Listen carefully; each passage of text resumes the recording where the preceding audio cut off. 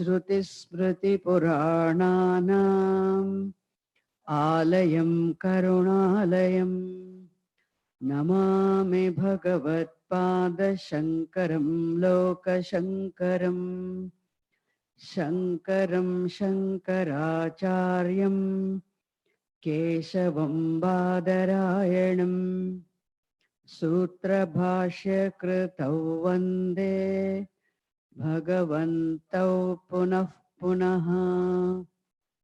ॐ ईश्वरो गुरुरात्मेति मूर्तिभेदविभागिने व्योमवद्व्याप्तदेहाय दक्षिणामूर्तये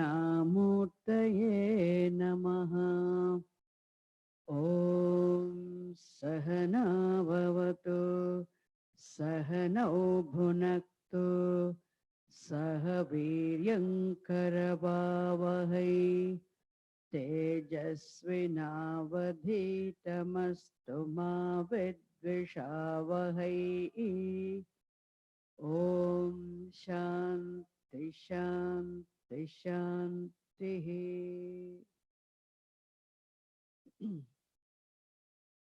ॐ भद्रं कर्णेभिः शृणुयाम देवाः भद्रं पश्येमाक्षभिर्यजत्राः स्थिरैरङ्गैस्तुष्टुवागं सस्तनूभिः व्यशेम देवहितं यदायुः स्वस्ति न इन्द्रो वृद्धश्रवाः स्वस्ति नः पूषा विश्ववेदाः स्वस्ति नस्तार्क्ष्यो अरिष्टनेमिः स्वस्ति नो बृहस्पतिर्दधातु। ॐ शान्ति शान्ति शान्तिः।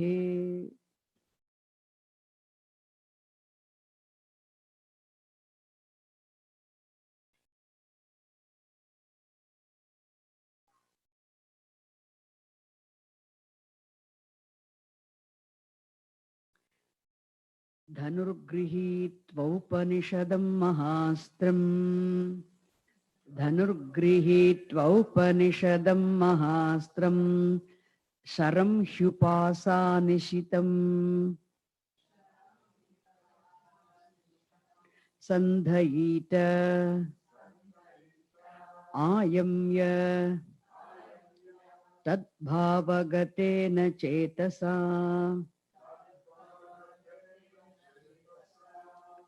लक्ष्यं तदेवाक्षरं सौम्य विद्धि।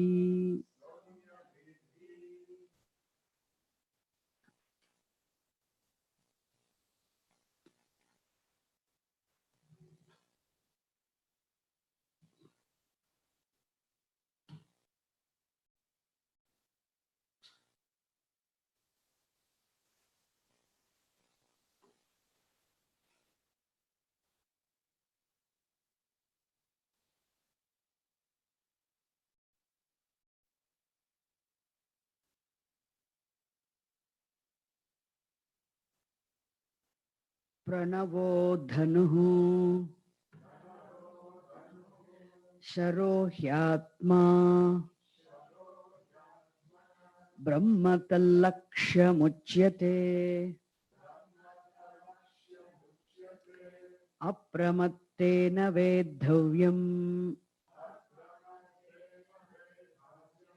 शरवत्तन्मयो भवेत्। शरवत् तन्मयो भवेत्। Okay. So in this fourth mantra, exactly it is mentioned what is meant by bow. What is bow likened to? It was not mentioned earlier in the previous mantra. So what does the arrow represent? What does the bow represent? And what does what is the target, etc., were not mentioned clearly in the previous mantra. Only there was mention of bow, mention of arrow, a mention of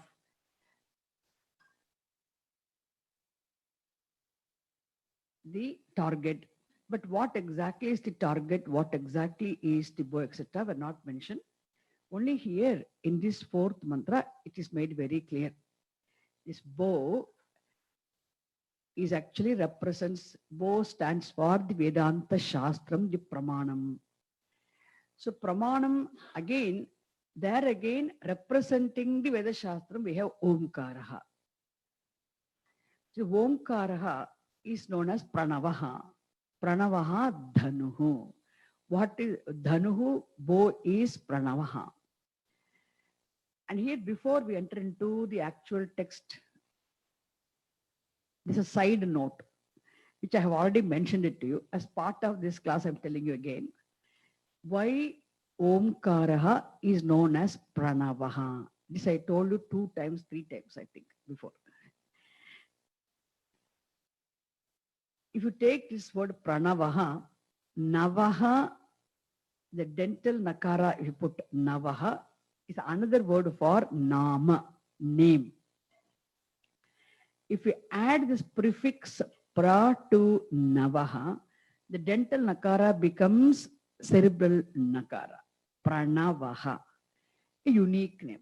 Navaha, simply name, a word indicating a specific object. Because one Navaha can denote only one given object. One word cannot denote all the objects. But pra, when you add, Pranavaha is a unique name. Unique name is that, means that by which the whole world of objects is denoted. So every object in the world is home. Time is home, space is home, every element is home, all the elements together are home, all the elementals are home, living beings are home, non-living things are home, mobile beings are home, immobile beings are home, every form, name and function is home, home, home, home.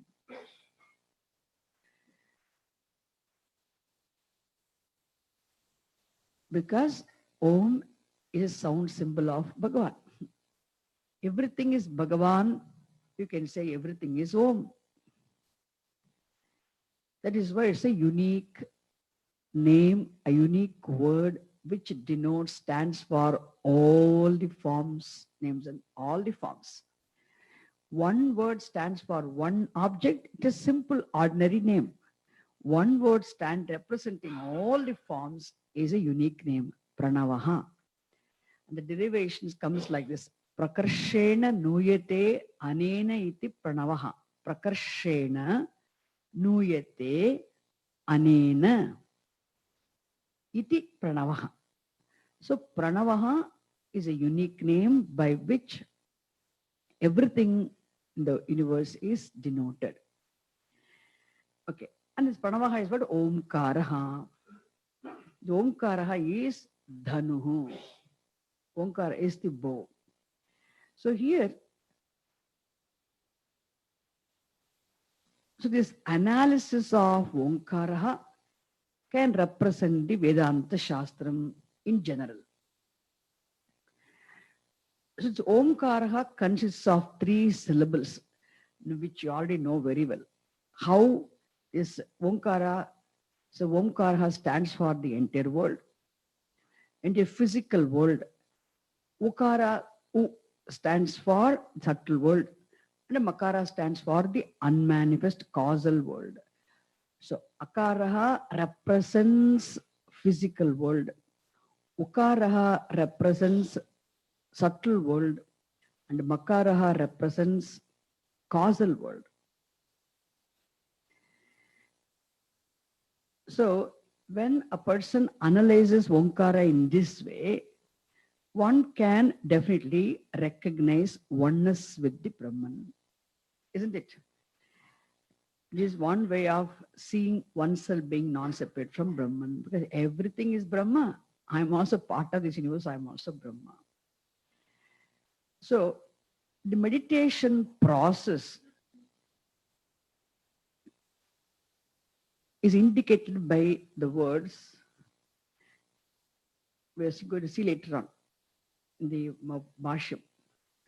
So you can also say when Shankar Bhagavad does not explicitly say what it is, he also doesn't say explicitly what exactly, whether it's Omkara Upasanam or Omkara Vichara.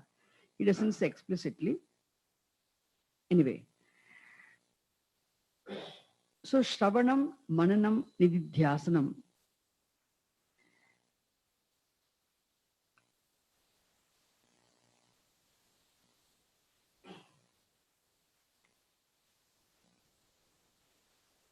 Shravanam, Mananam, Nididhyasanam we have to do, we're supposed to do for the attainment of Jnanam.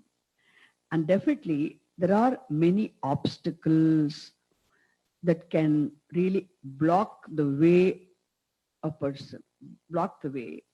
One, block the way, that means it can prevent one, our own parabdha karma in the form of obstacles can prevent one from having this clear vision of Brahman.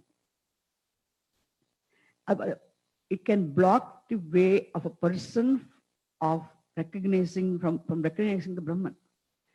And what are those obstacles? So different obstacles.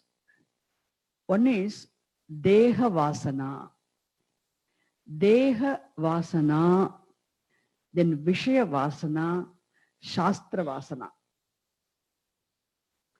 So threefold obstacles are, three types of obstacles are Deha Vasana, Vishaya Vasana, and Shastra Vasana.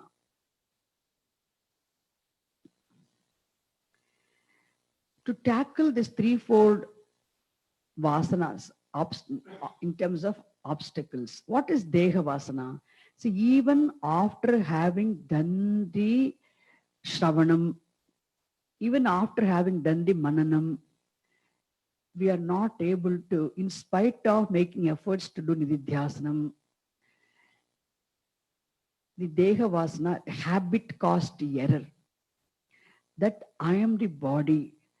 Still, in spite of having clearly understood in the class, yes, absolutely what is consciousness Brahma. Definitely consciousness is the only truth.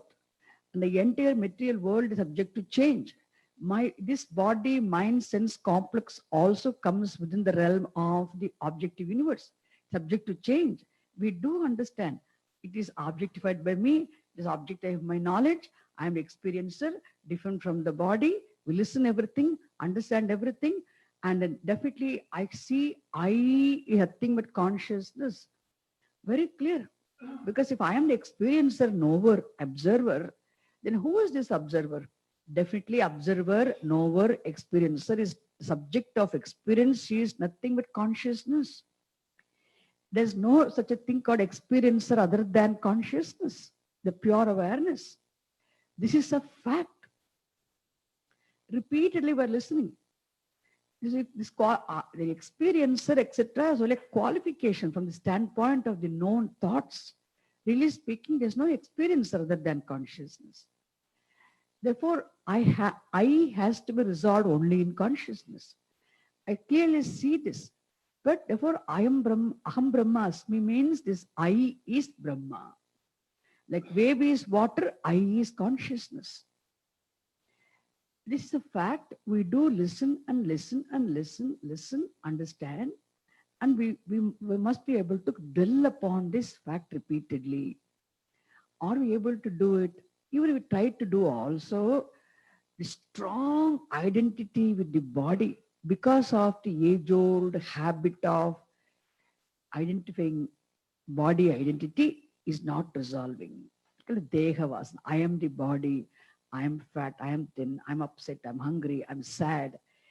All this identity, not only with the physical body, Sukshma Sarir, gross body, subtle body, and even the causal body. I slept well. Nothing wrong in saying. But in situations When situations arise, that is when the knowledge should be helpful. If we are not able to benefit from this knowledge, then the knowledge has not yet been assimilated. Especially when problems come, how to remain unaffected. This must be helpful for me. I must be objective towards the problems. I am not afflicted. I am not affected by any problem. That's a physical, mental, or oral, or objective, social, political, external, adi daivika, adhyatmika, adi bhautika. All these problems, three types of problems, which belong to the world, belong to the objective universe. I am unaffected. That objectivity is not possible because of the deha vasana. In spite of, see, imagine people who are not at all exposed to the teaching, who no understanding of what is the teaching is all about. It is natural for them to have deha vasana. But what about people who are listening? In spite of listening also, in spite of having understood also, this identity with the body doesn't go that far easily. This deha vasana. Then Vishya Vasana. Vishya Vasana also, in spite of knowing the limitations of the external world of objects and pleasures, fame, name, popularity, making contacts, but very important to do our work, to contacts, etc. At the same time, enjoyment of objects. People, in spite of knowing the limitations of the objective world, objects, still there is some deep felt interest and desires, craving for enjoyment of some objects and pleasures, to have some objects. It is nothing wrong. Shastram does not say you should not have desires, but still our desire must be such, it should not affect our freedom. Sometimes even it's not a strong craving, but still it is not that easy to get over the desire for objects of pleasures overnight. You've got a Vishya Vasana. Then Shastra Vasana. Shastra Vasana. It is very nice to be given to the study of Aparavidya, even Paravidya. Once you are 100% clear, it is this assimilation of what I am essentially alone will free me from limitations, will free me from bondage, will help me remain as myself. The whole Nidhyasanam, just to be by yourself, just to be yourself. This assimilation of what I am is for us to be just ourselves. Can you believe? For us just to be ourselves, we need the assimilation. And for which Vedanta Shastram serves as a pramana grantaha. So having reverence for the textbook is nice, but getting attached to textbooks.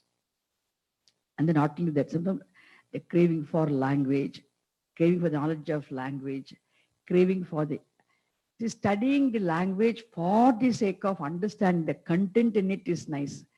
But slowly, unknowingly, our interest may shift from understanding the content to the appreciation of grammar, etc. And then even dance, music, everything is nice.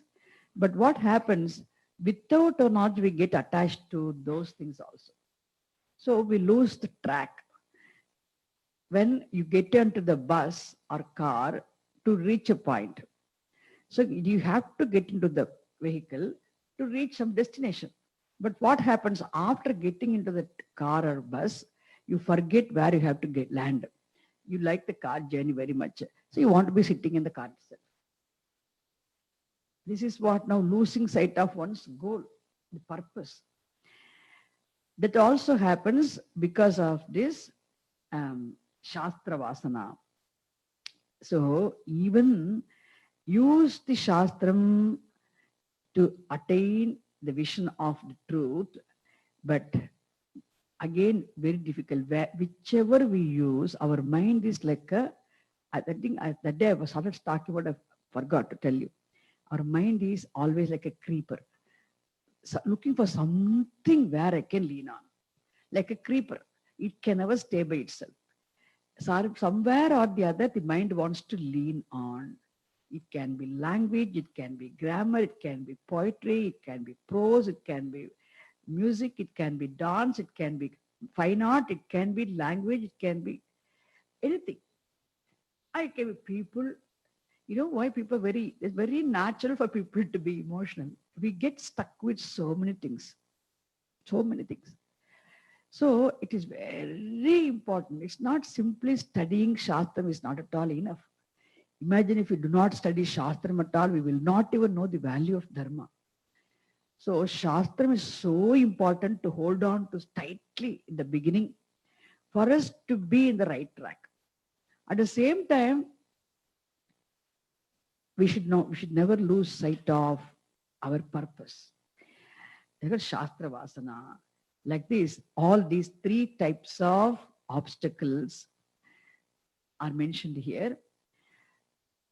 Therefore, in order to ward off all these obstacles in the form of Deha Vasana, Vishya Vasana, Shastra Vasana, the habitual errors caused by this association with these three factors. We do associate with them.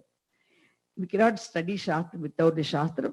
We need Shastra. We need very natural. Therefore, this Omkara Vicharaha is prescribed specifically. So repeatedly dwelling upon the Omkara Vichara. That's why Omkara is actually Sannyasi mantra. Sannyasi is supposed to do Pranava Japa. Keep it secret. They won't give it to other people because it will make a person very dispassionate soon. The person who is not ready should not become dispassionate. It won't be appropriate. The fruit has to become ripe by itself naturally. I should not make it, heat it up and make it, artificially should not ripen it. That is why, like that, everybody should become naturally mature, come to Shastra. So usually in Rishikesh, we see some people, they will not reveal this Omkara Japa. No Acharya will give openly to come, I'll teach Omkara Japa. They won't tell. Unless only on Sannyasa Dinam, they will give Omkara Japa specifically given for the sannyasis. It's extra note.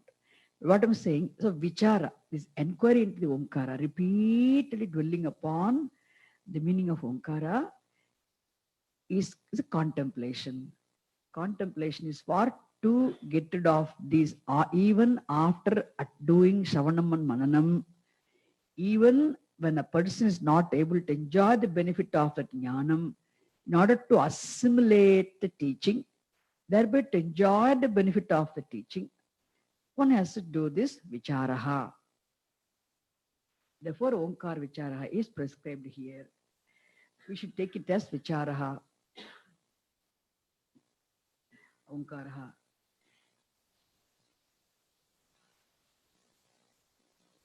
Okay. So Anandagirihi in his commentary takes this Pranava as a Omkara Upasanam. Because he sees somewhere the word Alambanam in some other context. So though that he takes it as Upasanam. But still, many acharyas prefer, including Puja Swamiji, we should take it as this is a vicharaha, enquiry. Because this comes in the topic of Paravidya. Okay, so Pranavo Dhanuhu. Then Sharaha hi Atma. This Sharaha arrow is this Jivatma, Brahma Paramatma, Tallaksham target. Iti Uchyate. Okay. Now, so Atma, this Atma here is what? The Jivatma is indeed the arrow. He. The he means indeed the arrow. Brahman is said to be its target. Now, Apramattena Vedhavyam. I'm going on to second line. Is it clear now? The first line is over. Second line of the mantra says, Apramattena vedhavyam. Vedhavya means it should be, one meaning is it should be known. Another meaning is it should be hit. How should it be hit? It is an apramattena. It should be hit without any distraction. Apramattena, without any distraction, with focused attention, it must be hit. Apramattena vedhavyam. And sharavat tanmayaha bhaved. So the Jivatma should discover Paramatma, obtaining as one's own self, which is Jivatma hitting the Paramatma. And having discovered Paramatma, obtaining as one's own self, one should continue to remain with that thought of what? Seeing oneself being Brahman. That is mentioned here as Sharavat Tanmayaha Bhavet. Sharavat means just as the arrow which hits the target remains one with the target. So also the person who has discovered Paramatma, obtaining as one's own Swarupam, should remain as oneself. If preparedness is not adequate, then we may deviate from that. We may get distracted from that vision. Which means just as the arrow which is not sharp enough falls, doesn't stay there. So it is possible for one to move away from, slip away from that entertaining the thought process of Aham Brahma Asmi. Sharavat Tanmayaha Bhavet. One should remain one with Brahman, like the arrow which remains one with the object hit. Okay. With this, literal meaning of the mantra is over. Now we are going to see the bhashyam. Okay. Pranavaha Onkaraha Dhanuhu. So Shankara Bhagavad, a simple sentence. Mantra also is very clean. Mantra has a clean sentence, very simple. So Shankara Bhagavad repeats that sentence. Pranavaha Onkaraha Dhanuhu. He says Pranavaha means Onkaraha, which is the Dhanuhu. Okay, Pranavaha Onkara is the bow. Now,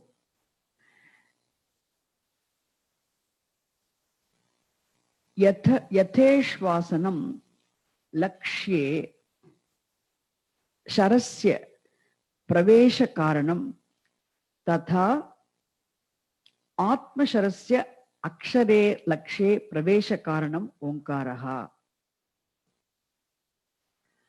It is said,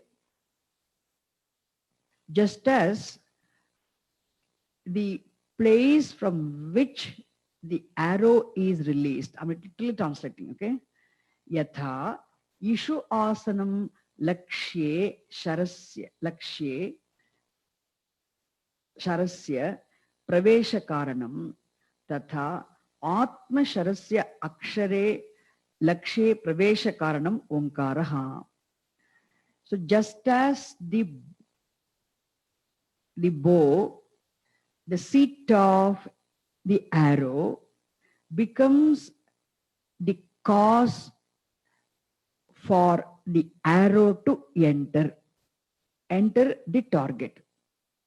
Enter the target. So also, Onkara Vicharaha becomes the means by which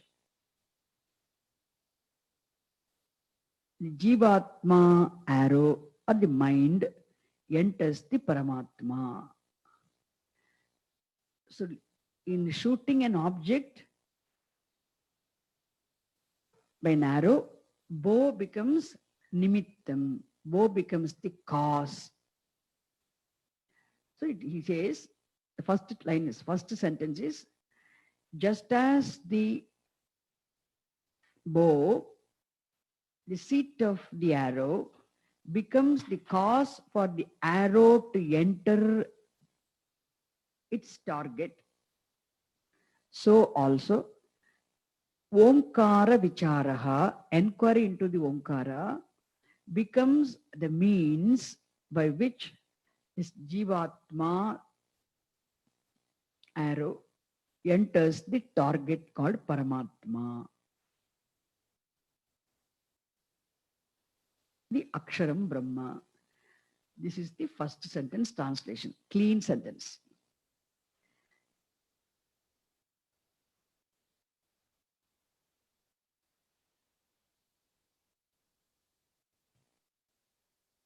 The second sentence I read, Pranavena hi abhyasyamanena, Pranavena hi abhyasyamanena samskriyamanaha tadalambanaha apratibandhena akshare avatishthate yatha dhanushasta ishuhu lakshyate. Dhanushasta ishuhu lakshyate. So, second sentence he says, by repeatedly analyzing in the mind the Omkaraha, by repeatedly inquiring into the meaning of Omkaraha, Pranavaha, the Jivatma, the arrow, becomes more refined, sharpened. Thus, the Omkaraha becomes the basis, alambanam, for overcoming obstacles and merging into or becoming one with Brahman. Just like the arrow. Is it clear? Second sentence is clear? I'll repeat. You repeat? Okay.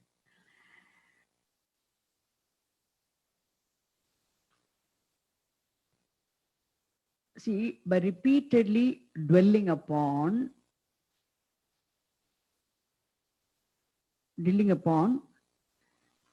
or inquiring into the meaning of Omkaraha in the mind, the Jivatma arrow, that is the mind, becomes sharpened, becomes refined. Thereby, the Omkaraha, that's the first meaning. Then thereby what happened? The Omkaraha becomes the basis, alambanam.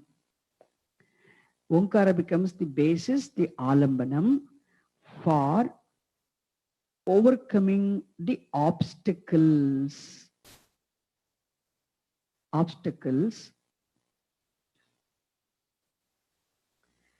thereby becoming one with Brahman.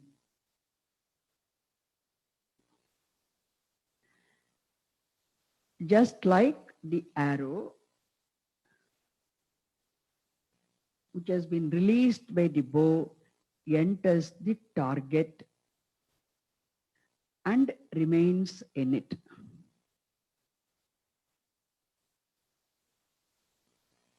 So just as the arrow which is released from the bow enters the target and remains in it, so also Omkara becomes the basis for overcoming the obstacles, thereby remaining one with Brahman.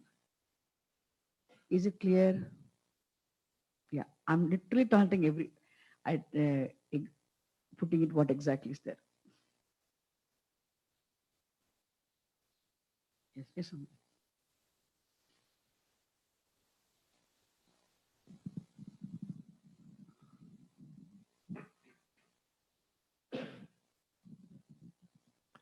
Swamiji, for the word alambanam, can we also use the meaning support? Okay. The basis. See, the word alambanam, not only it means a symbol, It's a basis, support also. That is why we take it as a basis. I mean, if you want vichara, see, this vichara becomes the basis support for overcoming the obstacles in terms of what? Deha vasana, Vishaya vasana, and Shastra vasana. Isn't it? So that, see, Bhashyam doesn't say that. That's why I told you already. How Omkara Vichara, not only Omkara Vichara, Vedanta Shastra Shravanam Mananam Nididhyasam continuously happening means this will help us get over all vasanas.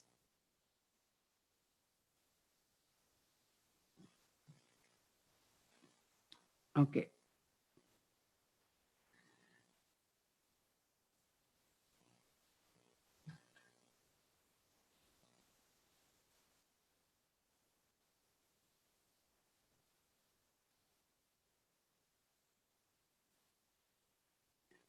Similarly, I can say this. Similarly, the Omkara makes the mind. Omkara enables the mind hit or abide in Brahman. Therefore, it is likened to the bow. Basically, why Omkara is likened to the bow. This much information we need to know for the second sentence. Is it clear? Second, third sentence I'm going to read now. Sharaha hi Atma Upadhi Lakshanaha Paraha eva Jale Parayeva. So Sharaha hi Atma Upadhi Lakshanaha Parayeva Jale Suryadi Vat Pravishtaha Suryadivat Pravishtaha Dehe Sarva Baudha Pratyaya Sakshitaya. This is a nice sentence. Anyway. So what he says in the third sentence, that when he comes, isn't it? He. So indeed, the he can mean anything. Mostly it means indeed. So here, indeed, the arrow is the Jivatma revealed. The arrow is the Jivatma revealed or manifest through the medium called mind. Okay, Jivatma is none other than the Jivatma means the arrow. The Jivatma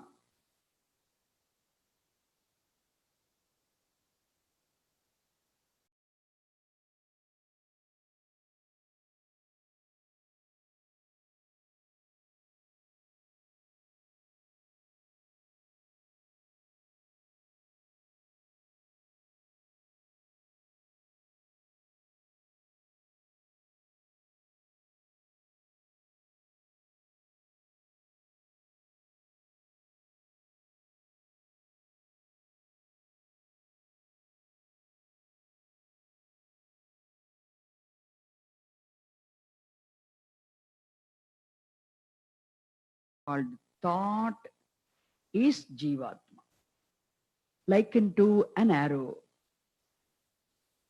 Is it clear? Clear? Jnaneshwari, you want to ask something? Pardon? Yeah. I, without I, there's no mind, isn't it? Aham. The whole mind can be reduced to I. The whole Antakaranam can be reduced to one word Ahankara, without which there cannot be memory, there cannot be buddhi, there cannot be emotions, mind, nothing. I. But we say this Jivatma. Who is this Jivatma? So this Paramatma, Aksharam Brahma, manifest or revealed in the medium called thought, or the mind, many thoughts. Allah is likened to this arrow here, Jivatma. Okay. That's why the arrow is Jivatma,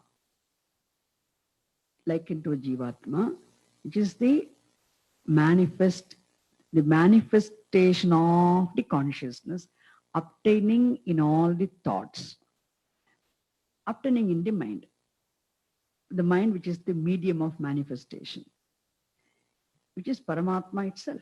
Paramatma himself, Brahman itself, manifest in the thoughts, in the mind, which is the medium, is given a different qualification title as the Jivatma.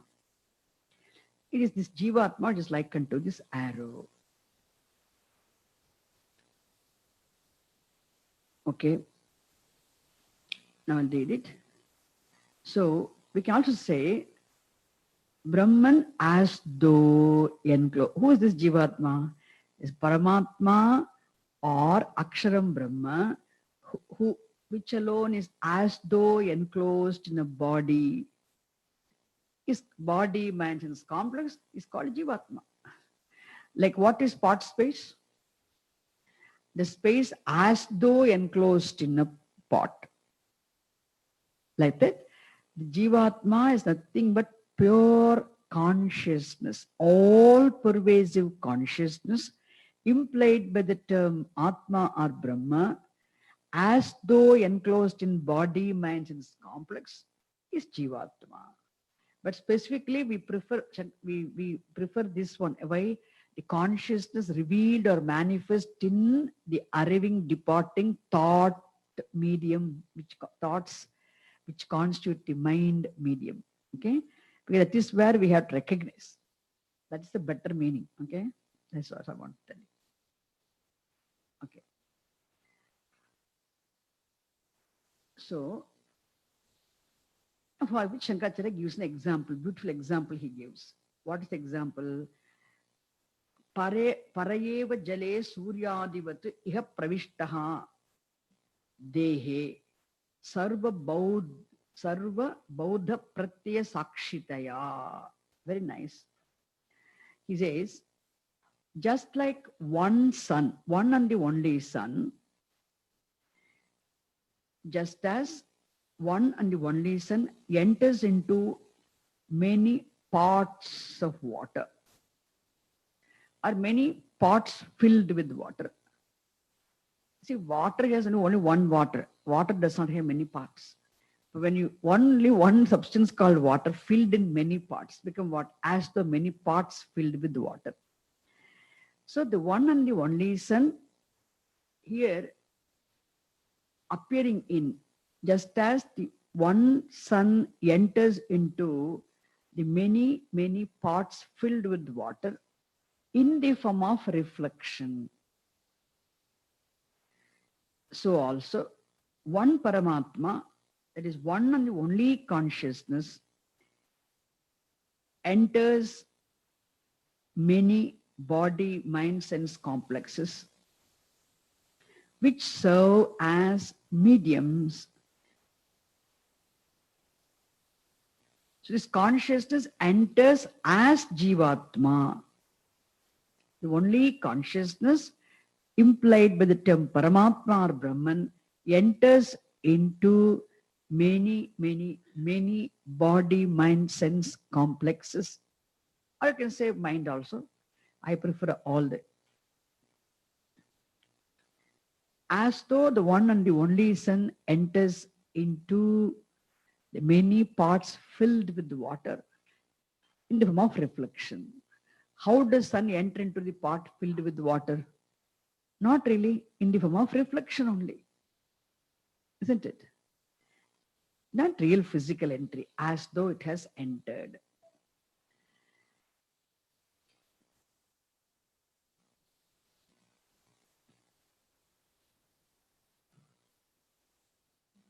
Yes, Swamiji.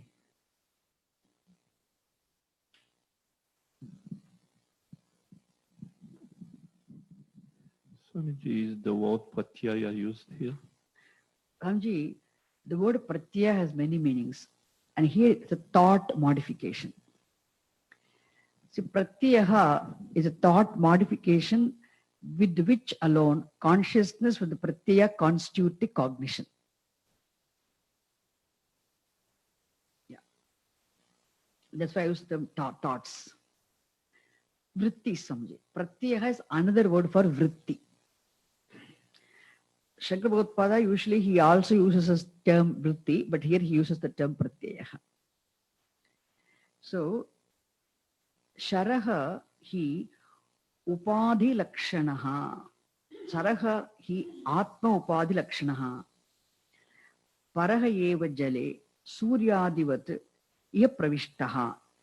Dehe sarva baudha pratyaya sakshitaya. So just as one sun, one and only sun enters into many pots filled with water in the form of reflection, so also Paramatma, the only consciousness, enters into many body, minds and complexes which serve as mediums in the form, that is, the form mediums, and then remains there as the witness. This consciousness, Paramatma, which has entered into the minds as Jivatma, like the reflection, sun has entered into the parts as a reflection, and there having entered, what does it do? It remains. This consciousness which has entered into the mind as the Jivatma and remains there as the witness of all functions of the mind as well as all activities of the body.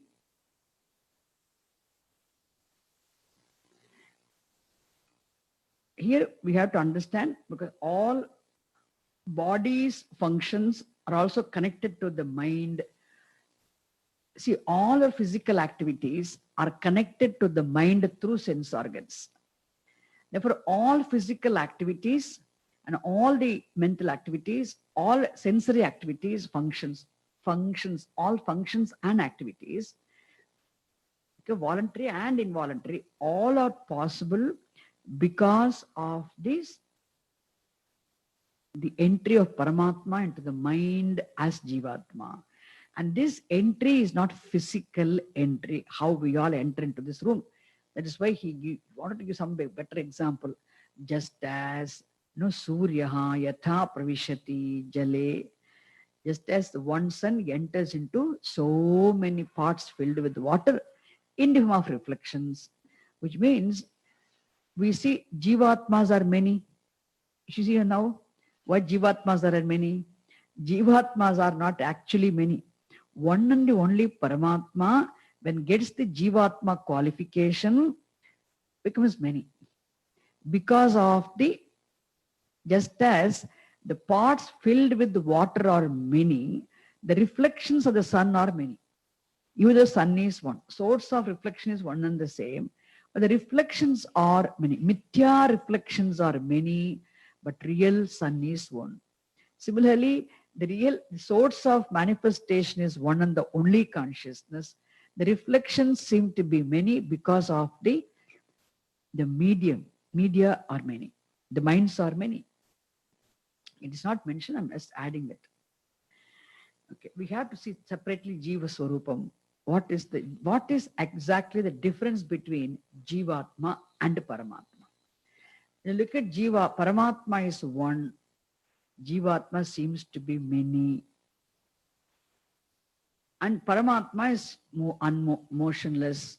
Jivatma is as though moving because of the movement of the mind, because the travel on the part of the Sukshma.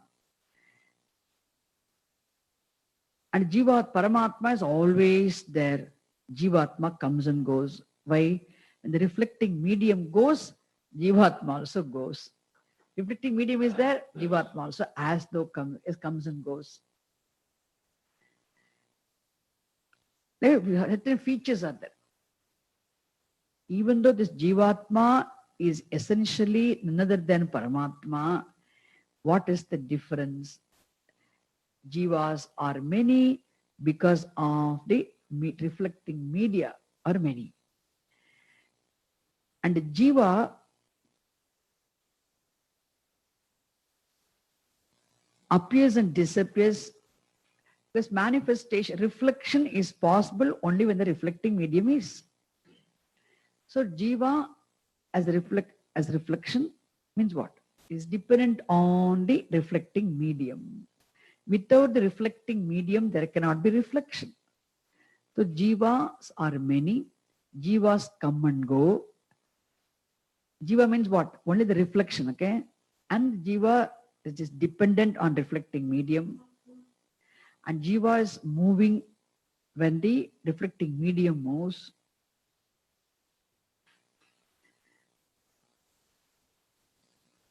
These are all certain features. Okay. But what about Paramatma? Paramatma is one. Paramatma is independent. Paramatma is of the nature of motionlessness. Paramatma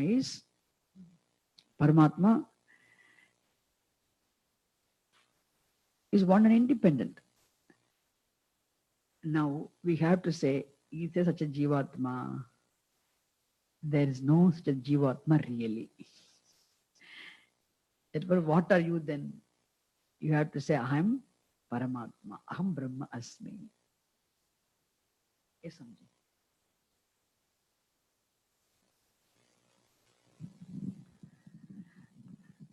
Page 171,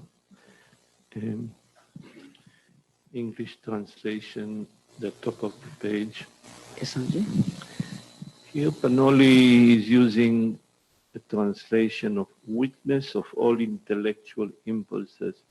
So witness is Sakshi, and intellectual impulses here, these are the vrittis or the pratyayas.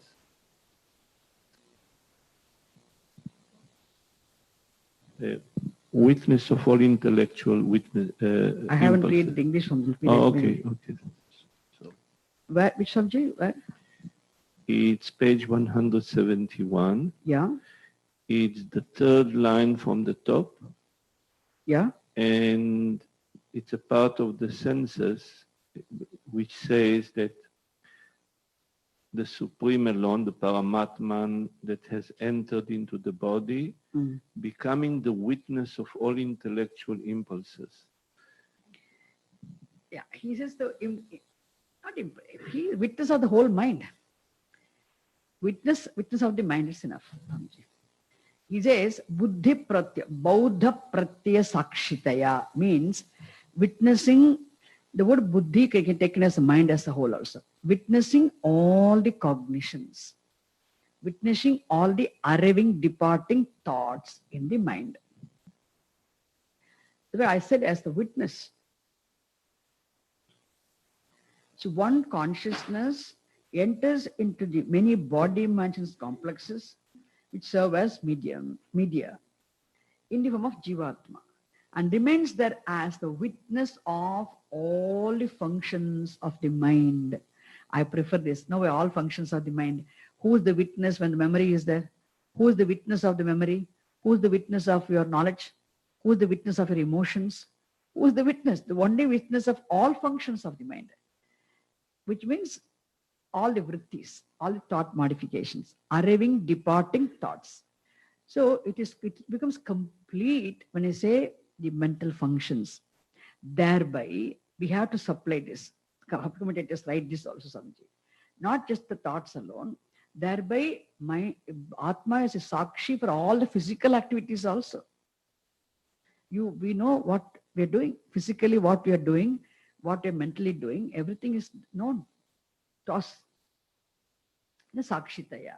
So I added this word extra because Swamiji prefers this. So it's just all mental functions implies, Swamiji, witnessing all forms of thoughts. Yes.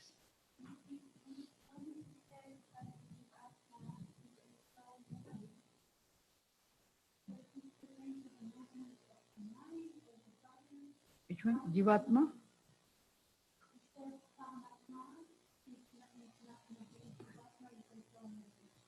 As though moving. See, suppose when the first mirror in front of you moves, your reflection of the face also moves, isn't it? The original face doesn't move. You don't move here.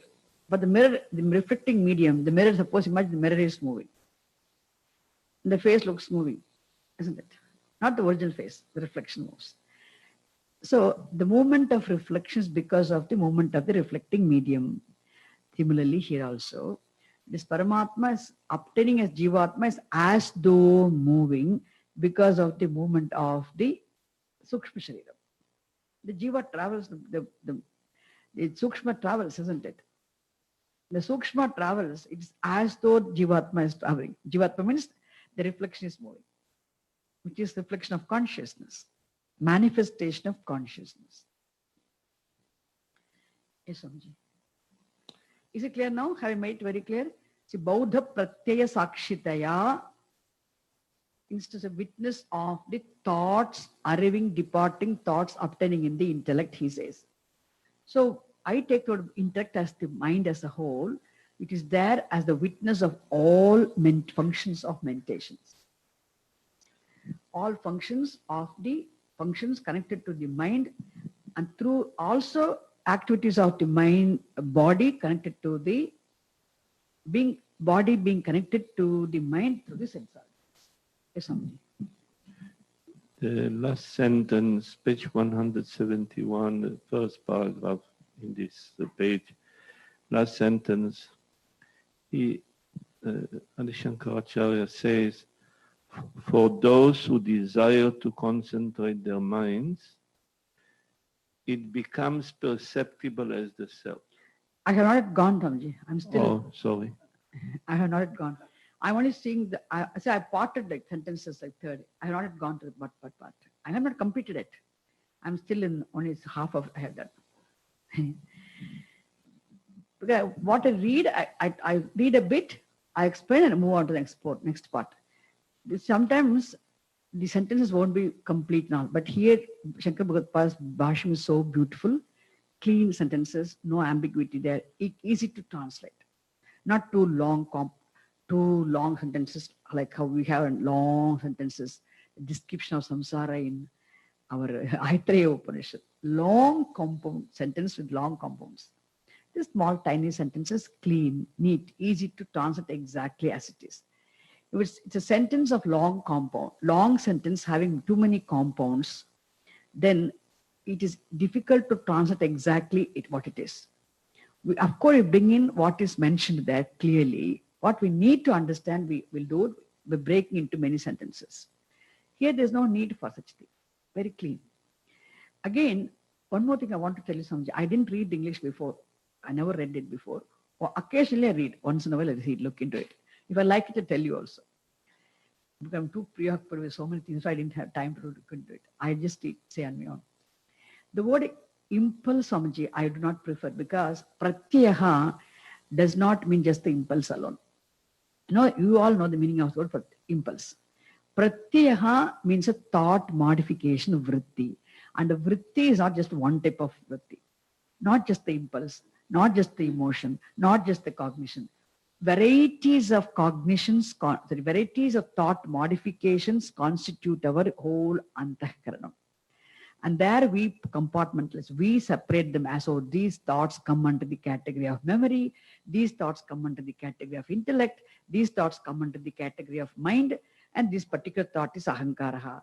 So witnessing all types of thoughts. That is why I put it in such a way that mental functions, all functions of the mind, and thereby through the mind, also all the activities of the body, which is connected to the mind through sense organs. Is it clear? Okay. So you must see how Jivatma appearing as the Paramatma entering into the body, mind, and complex, especially into the mind as Jivatma, is not real entry. Exactly like what? The sun's entry into the water in the form of reflection. So just appearing, manifesting. There's no real entry. That's what the example is given here. No. So sharaha hi atma upadhilakshanaha parayeva jale Suryadivat iha pravishtaha dehe sarva bauddha pratyaya sakshitaya. I'm moving on to the next sentence. Saha sharaha iva. Saha jivatma sharaha iva swa atmani eva arpitaha akshare brahmani ataha brahma tallaksham uchyate. So saha sharaha iva swatmani eva arpitaha akshare brahmani ataha brahma tallaksham uchyate.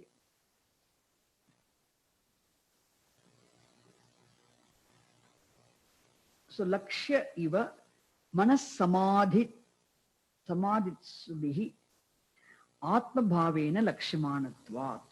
Okay, now what he says, just as the arrow, just like the arrow,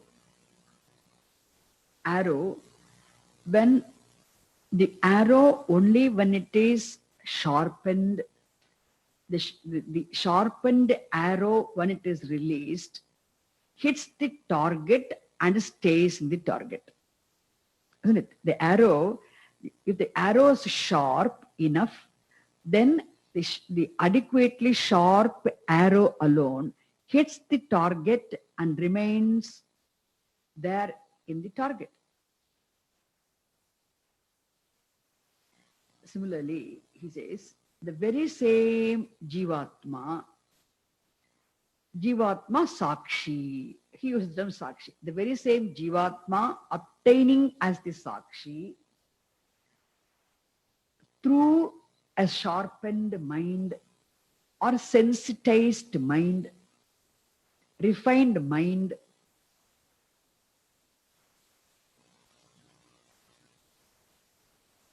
has inquired into its own real nature,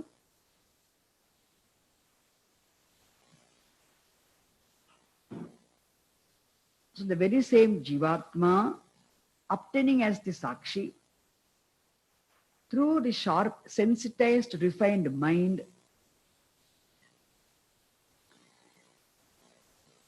which is involved in the enquiry into its own real nature.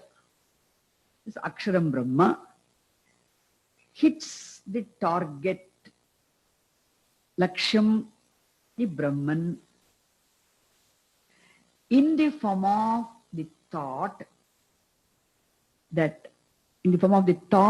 Aham Brahma Asmi, and abides in it. This particular sentence, we can't give exactly what Shankaracharya had to say this much. He doesn't say Aham Brahmasmi, he doesn't mention. He says Atma Bhavena, as the self, means what? How as the self? Is Aham Brahma Asmi, the thought, and abides in that. See, continuously being able to remain with the cognition of oneself being Brahman in terms of Aham Brahma Asmi is remaining with the target Brahman. Is it clear? This is all we have to say. So, the very same Jivatma obtaining as the Sakshi through this, with the help of this sensitized mind, or through the sensitized mind, which is anchored into its own nature, real nature. That is, what is its own real nature? Aksharam Brahma hits the target called Brahman. In what form does Jivatma hit the target called Brahman? When you say, see, the Jivatma hitting the target called Brahman, in what form? In the form of entertaining the cognition in terms of Aham Brahma Asmi. Is it clear? See, you are seeing Aham Brahma Asmi. When you see I, the experiencer, am consciousness, That is what hitting the Brahman. I, the experiencer, because the mind which is given to this enquiry, okay, Driptrishiveka's inquiry, Avastatare Prakriya's inquiry, helps you to inquire. So when you inquire into it, I, the consciousness, am distinct, I, the knower, witness, am distinct from the body, mind, and complex, the entire objective universe. So I, the experiencer, am consciousness, Brahma. Means Aham Brahma Asmi. This remaining with this thought, cognition, or clear vision is what? Hitting the Brahman. And continue having this abiding in that vision of oneself being Brahman. Is it clear now? What is abidance? In Taittiriya Upanishad, we saw many times, we heard this word, Swatmani avasthanam, Swatmani avasthanam, abiding as oneself, abidance in oneself. So many words. Abidance in oneself, abiding as oneself, Swatmani avasthanam.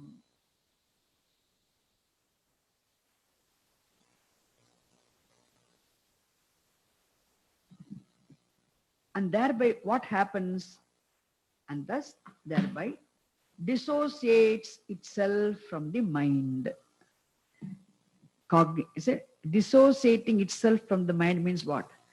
When you say, I, the experiencer, am consciousness, I, the witness of consciousness, means cognitively the essence is dissociated from, not, I should even say essence. The I is dissociated from the thoughts, mind.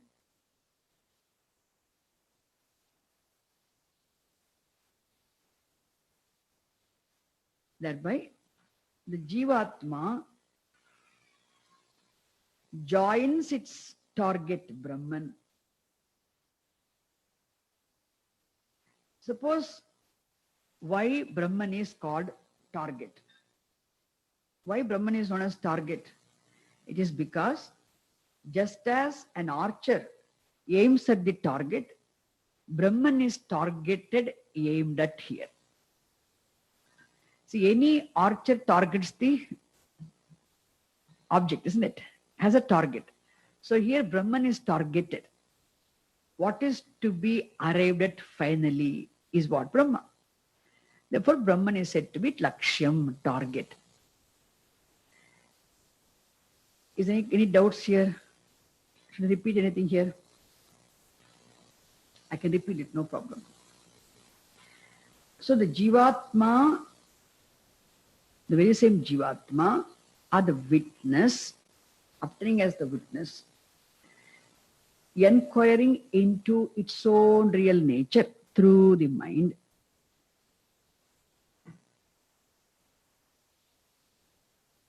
Hits the target Brahman in the form of the thought that Aham Brahma Asmi. Thereby abides in that vision of oneself being Brahman, itself being Brahman. Inquiry should culminate in the vision of the self being Brahman. It's like exactly, let me tell you here. See, when we are all asking this question, the whole room is this hall, Shivananda hall, is well lit.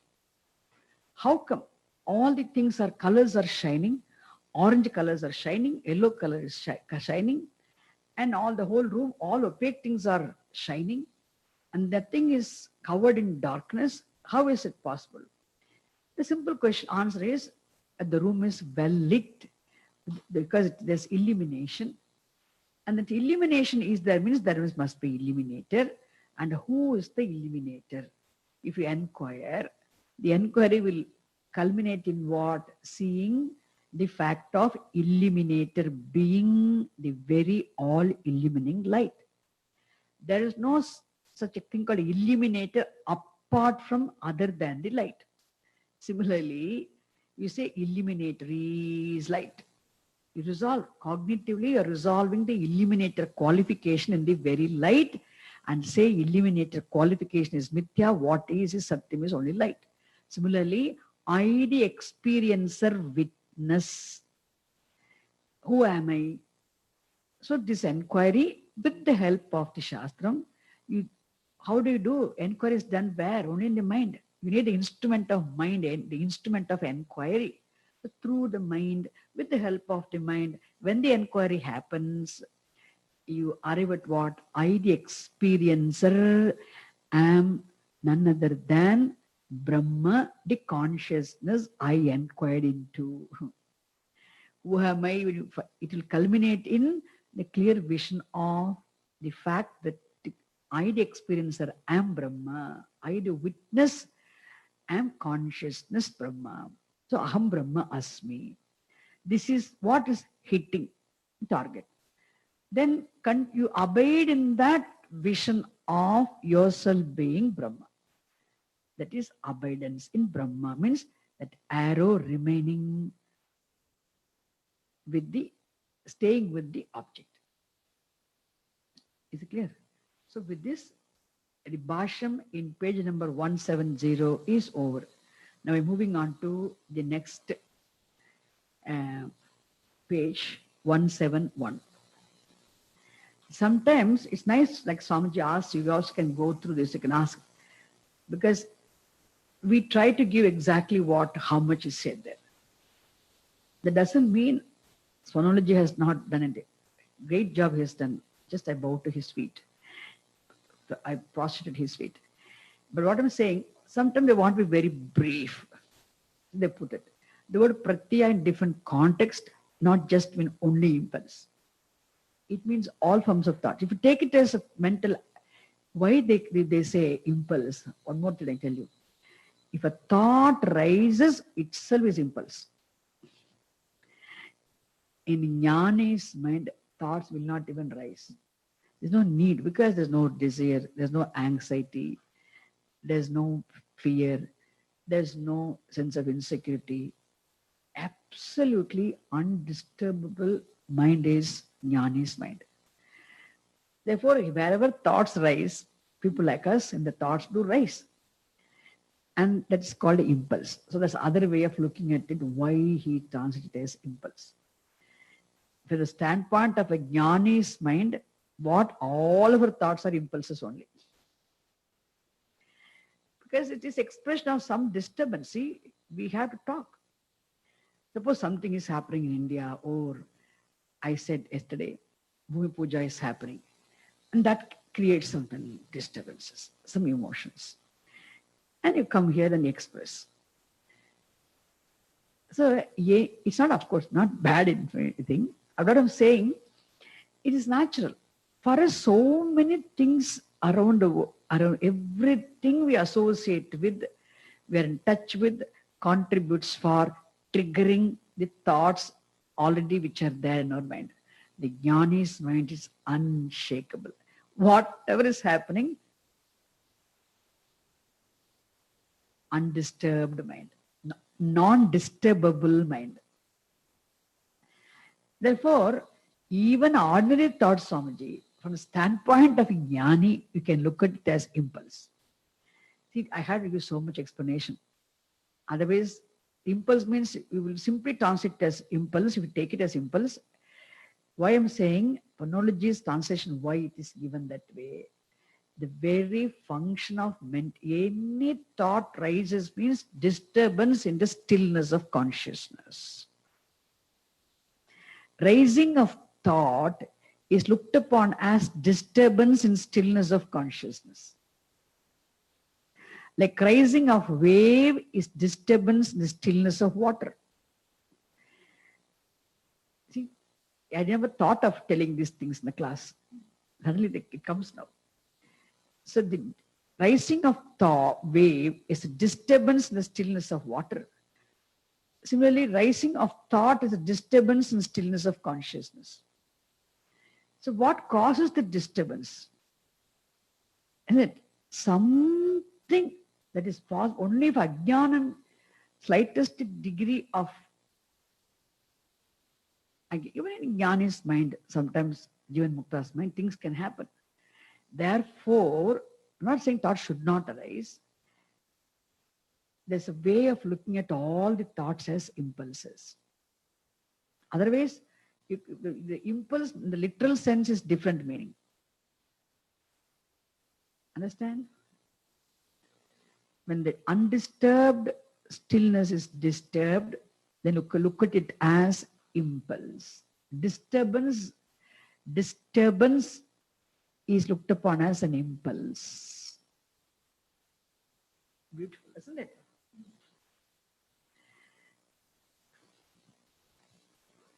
Otherwise,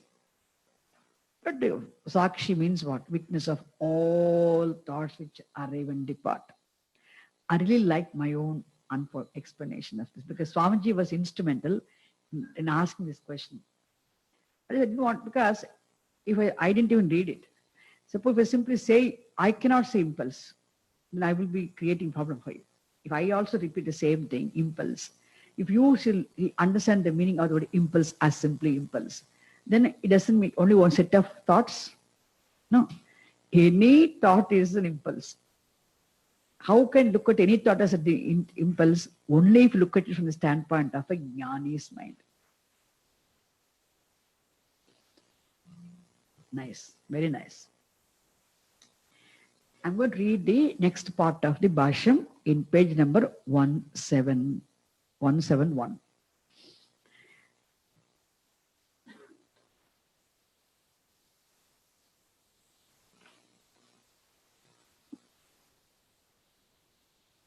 Tatraivam sati apramattena bahya vishayopalabdhi trishna pramadavarjitena sarvataha viraktena jitendriyena ekagrachittena vedhavyam brahmalaksham tataha tad vedanadurdhum sharavat tanmayo bhavet. In fact, he gives you a method of remaining focused. Contemplative method itself is mentioned here. The beautiful. Tatra evam sati, that being so, apramattena bahya vishaya upalabdhi trishna pramada varjitena. Bahya vishaya upalabdhi trishna pramada varjitena sarvataha viraktena jitendriyena ekagrachittena vedhavyam brahmalaksham. How should one contemplate upon Brahma? How to dwell upon Brahma? How should one hit the target? Hitting the target is actually inquiring into one's own real nature. Hitting, shooting is what? Inquiring into one's own nature. And that inquiry should, releasing the arrow is like what now? Inquiry. That inquiry should result in what? Hitting the target. After hitting, one arrow should remain there. Three things are there. First off, arrow should be released.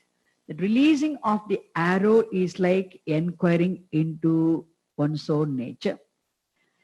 And which should result in what? The arrow hitting the target. Okay, here having the clear vision of the self being Brahman. Then the arrow should continue to stay in the hit object, that is self-abidance. Okay, so here he says, Tatraivam sati, that being so, the person who hits this Brahman, the Lakshyam, must be committed. Qualification number 1, must be committed person. Committed means what? That he should not be preoccupied or distracted. He should not be disturbed, distracted, preoccupied by the mistake of desiring external objects. Instead, he must be detached from them.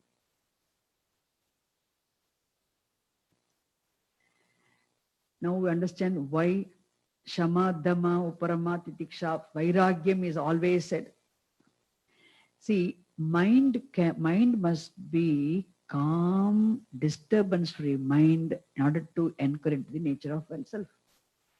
That is possible only if a person has, you can avoid the distraction only if there is Vairagyam.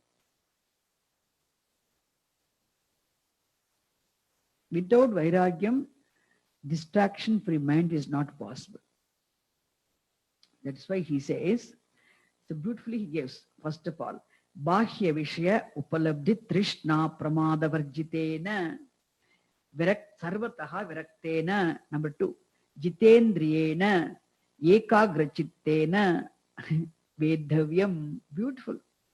So what he says, the person who hits the target called the Brahman must have commitment, and he should not be distracted and disturbed by this problem of desiring external objects. That he must be adequately, he must have adequate dispassion towards, he must be dispassionate towards all of them. And his dispassion is possible for him, this I'm adding, okay? Dispassion is possible for him because he is able to recognize the fact that none of those external things are useful in attaining everlasting happiness.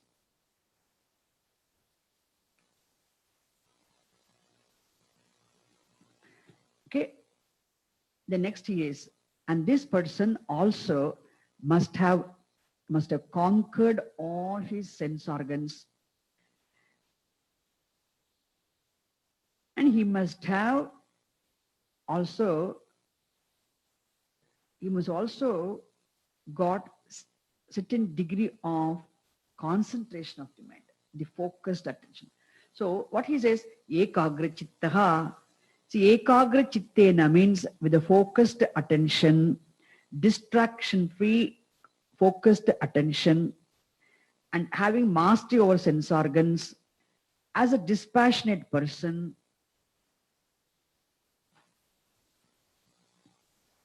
and one is not really disturbed by external objects, etc. One must, this is how a person must focus, involve himself in enquiry. I mean, the person who wants to hit this target of Brahman. This is the literal translation of what I'm giving, what is here.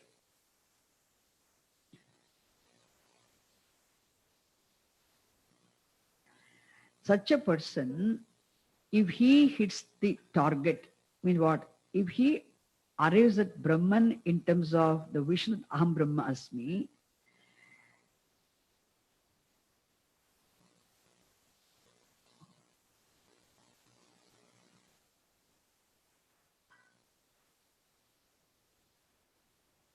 how does he do that? What does it mean by saying placing the arrow on the bow? What does it mean? Placing the arrow on the bow. By placing the arrow on the bow in the form of involving oneself in Shravanam, Mananam, Nididhyasanam of the Shastram. Placing the arrow on the bow. Understand? It means beginning to enquire. This beginning of enquiry is what? Placing the arrow on the bow, which is nothing but involving oneself in Shravanam, Mananam, and Nidhyasanam of the Shastra. Mean the person who hits this object called Brahman with the arrow which is placed on the bow of Omkaraha, which is placed on the bow of Omkaraha, and placing the attention on the bow in terms of Omkara is what? In the form of Shravanam, Mananam, Nidhyasanam of the Shastra.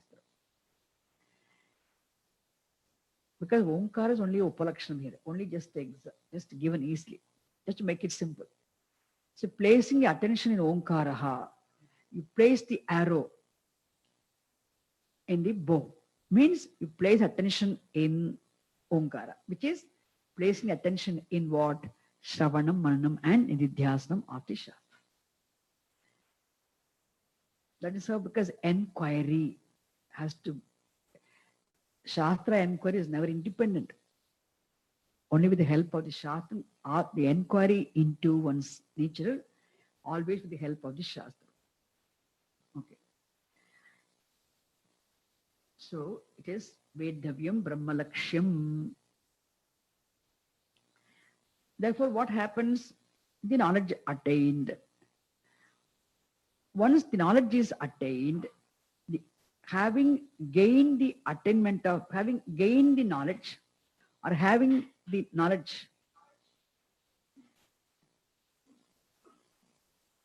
is then like the arrow. See, gaining the knowledge is like the arrow becoming one with the target. Gaining the knowledge is like the arrow becoming one with the target. See, we have to see every step. This Aham Brahma Asmi, that attainment of knowledge is what?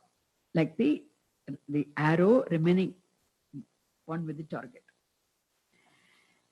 That means, what it means is remaining one with the arrow, remaining one with its target, is having the clear vision, clear doubt-free vision.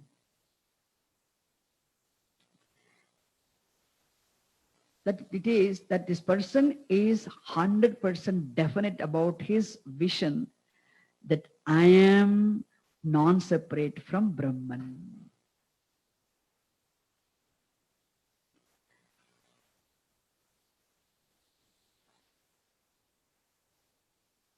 Is it clear? It's because we have to explain so much here. This person attains the knowledge. This arrow remain hitting the target and remaining one with the target is what? Is having the clear vision that Aham Brahma Asmi. I am non-different from Paramatma. First of all, not only Aham Brahma Asmi, I am non-different from Paramatma, which means Aham Brahma Asmi. It is the person being definite about his vision of oneself being non-separate from Brahman, in terms of I am non-separate from Brahman. Okay. Now I'm going to the last bit of the Bhashyam. Yatha Sharasya Lakshaikatmatvam Lakshya Eka Atmatvam. Yatha Sharasya Lakshaikatmatvam Lakshya Ekatmatvam Phalam Bhavati. Tatha Dehadi Atma Pratyaya Tiraskaranena Akshara Ekatmatvam Phalam Apadayet Ityarthaha. So beautiful. The last part of the Bhashyam, let me tell the meaning.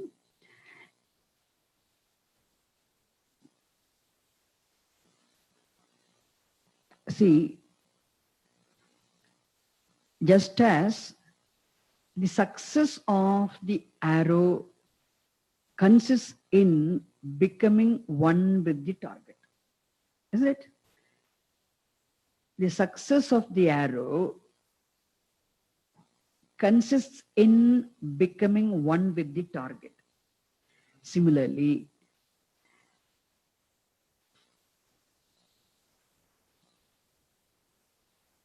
one's enquiry also should bring about the result of culminate in the vision of becoming one with Brahman by eliminating all the vasanas of the body, etc. Dehadi, he says, body, dehadi. Dehadi Atmapratyaya tiraskaranena akshara ekatmatvam phalam apadayet. Means this enquiry also. Just as the success of the arrow consists in becoming one with the target, so also this enquiry should result in becoming one with Brahman by removing all the vasanas of the body. Mind sense complex we had. The Adi stands for entire Anatma association. Body, mind sense complex. With this, the bhashyam for the fourth mantra is over. Okay. Only thing is, placing the arrow in the bow is placing the attention of the mind in the Onkara Vichara. Onkara Vichara implies what? Doing Shravanam, Mananam, Nidhyasanam of the Shastra. It's called Atma Swarupa Vicharaha, Swaswarupa Vicharaha.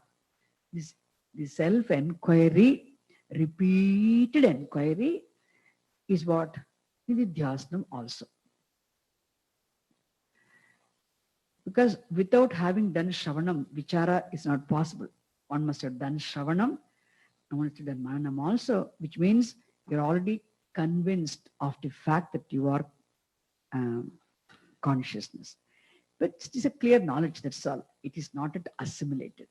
And this repeatedly dwelling upon this, repeatedly seeing how I definitely am consciousness. I, the knower, am consciousness. I, the witness, am distinct from the witnessed, and I, the distinct witness, though not distant from the witnessed, I am consciousness. That repeatedly dwelling upon it is possible only if the mind is not distracted and disturbed. The mind can be easily, things can come and grab the attention, and enquiry stops. Then again, our problems will not solve. Therefore, it is said that such enquiry should culminate in the vision of, the clear vision of the fact of oneself being Brahman. So that that vision removes what? All the vasanas, all the problems associated with the Anatma, body, mind, and complex. What Shankara Bhagavad says, here ends the bhashyam for the fourth mantra. We'll come back and see the fifth mantra in the afternoon. If you have any doubts in this, you can also ask me. Hamji, any questions?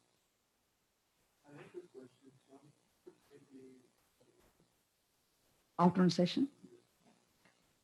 It is important, you can ask me now also if it is so. If it's not a big question. Okay. Om Purnamadah Purnamidam Purnat Purnamudachyate Purnasya Purnamadaya Purnamevavasishyate. Om Shanti Shanti Shanti Harihi Om Tatsat Shri Gurubhyo Namaha Harihi Om.